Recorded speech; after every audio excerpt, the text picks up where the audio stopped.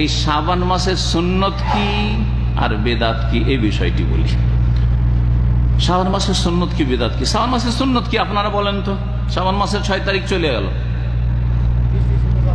হ্যাঁ, বেশি বেশি রোজা রাখা, নির্দিষ্ট করে কোন খাস তারিখে না, যে কোনো দিনে, হ্যাঁ, যে কোনো দিনে। এই যে সৌদি আরবের শিক্ষার বরকত হচ্ছে যে কোনো দিনে রোজা রাখা হচ্ছে সুন্নাত, কথা বলছেন না?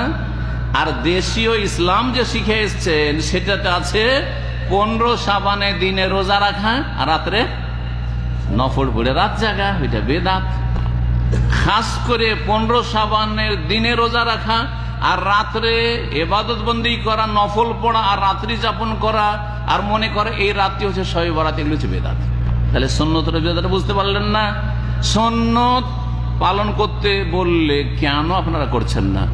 যদি জিজ্ঞাসা করা যায় আপনারা কয়টা রোজা রেখেছেন, না একটাও রাখেন, কিন্তু 15 শাবানে আপনাদের গোটা বংশধর হয়তো রোজা রাখে, আপনারও না জানা থাকলে রোজা রাখবেন না। না, শবে বরাত রোজা ছাড়া যাবে না, শবে বরাত রোজা ছাড়া যাবে না, না না, শবে বরাত রোজা বিদআত। কিন্তু শাবান মাসে বেশি বেশি রোজা রাখা সুন্নাত। বেশি যদি নাও রাখতে পারেন তো সোমবার বৃহস্পতিবার রাখবেন, সোমবার বৃহস্পতিবার রোজা রাখার চেষ্টা করবেন, কারণ নবী করিম সাল্লাল্লাহু আলাইহি ওয়াসাল্লাম বৃহস্পতিবারে রোজা রেখেছেন। এই দিনগুলিতে আমল আল্লাহর কাছে সপ্তাহে 2 দিন পেশ করা হয়, রিপোর্ট পেশ করা হয়। বলছেন যে সোমবার বৃহস্পতিবারে আমি রোজা রাখা এই জন্য পছন্দ করি, যাতে করে আমার সিয়াম রোজা অবস্থায় আল্লাহর কাছে আমলগুলি রিপোর্টগুলি পেশ করা হয়, ঠিক ভালো অবস্থায় রিপোর্টটা পেশ হয়।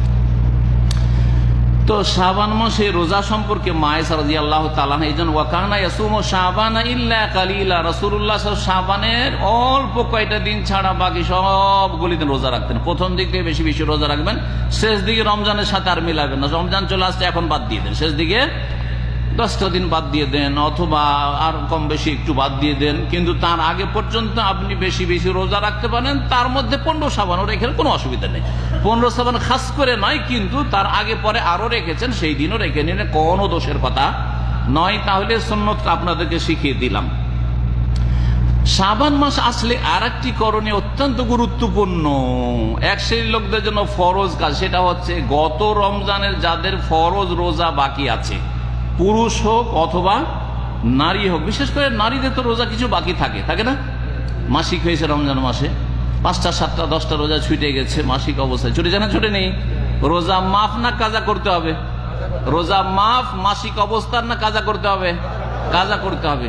নামাজ মাফ না নামাজ কাজা করতে হবে?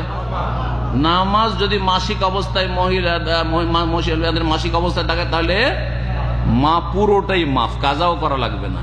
আর রোজার ক্ষেত্রে মাসিক অবস্থায় রোজা রাখা চলবে না, তখন হবে না, রোজা রাখলে গুনাহ হবে, কিন্তু পরে কি করতে হবে? কাজা করতে হবে। এখন এই রোজা কাজা করার মিয়াদ আল্লাহ টাইম লিমিটেড করে দিয়েছেন, এত দিনের মধ্যে কাজাগুলি পুরা করতে হবে। সেটা কি বলতে পারেন? কতদিন? আনলিমিটেড, সারা জীবন, যে কোনো সময় নাকি? হ্যাঁ, এই 11 মাসের মধ্যে রমজান গেল, শাওয়াল থেকে শুরু করে আবার শাবান পর্যন্ত কত হবে? 11 মাস। রমজানটা শুধু বাদ, ওই রমজান থেকে এই রমজান, রমজান শেষ হইলো, শাওয়ালের শুরু থেকে নিয়ে এই শাবানের শেষ তারিখ পর্যন্ত রোজাগুলি কাজা করে নিতে, যে রোজাগুলি বকিয়া আছে কাজা করে নিতে হবে। এখন আপনার যদি কাজা থাকে, সফরে গেছিলেন বা অসুস্থ ছিলেন, অবশ্যই সেগুলি কাজা পুরা করে, না হলে গুনাহগার হয়ে থাকবেন, আপনি বাধা থাকবেন।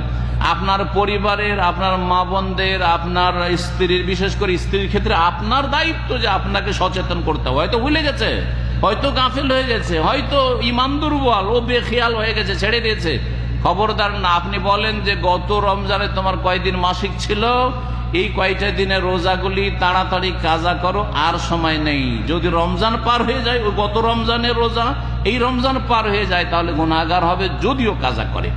এই জন্য মায়েশা রাদিয়াল্লাহু তাআলা আনহা নবী সাল্লাল্লাহু আলাইহি ওয়াসাল্লামের খেদমতের খেয়াল রেখে রোজা রাখতেন না, কাজা রোজাগুলি এই বাকি রাখতে রাখতে রাখতে রাখতে একেবারে শেষ মাস চলে আসতো। বলছেন তিরমিজির হাদিসে রয়েছে যে মা কুনতু আকদি মা ইয়াকুনু আলাইয়া মিন রমজান, রমজান মাসে যে রোজাগুলি আমার ওপর থাকতো সেগুলি কাজা করতে পারতাম না ইল্লা ফি শাবান, শাবান মাসে এসে আমি দেখতাম আর তো টাইম নেই, তখন সেগুলি কাজা করিনি। হাত্তা তুফিয়া রাসূলুল্লাহ সাল্লাল্লাহু নবী সাল্লাল্লাহু আলাইহি ওয়াসাল্লামের তিরোধান পর্যন্ত, ইন্তেকাল পর্যন্ত। নবী সাল্লাল্লাহু ইন্তেকালের পর আর কারো জন্য ইন্তজার করার দরকার নাই, তাই না? সুতরাং তখন তাড়াতাড়ি করে শাওয়াল মাসে কাজা করে নিতেন, বা যত তাড়াতাড়ি হয়তো কাজা রোজাগুলি পুরা করে নিতেন।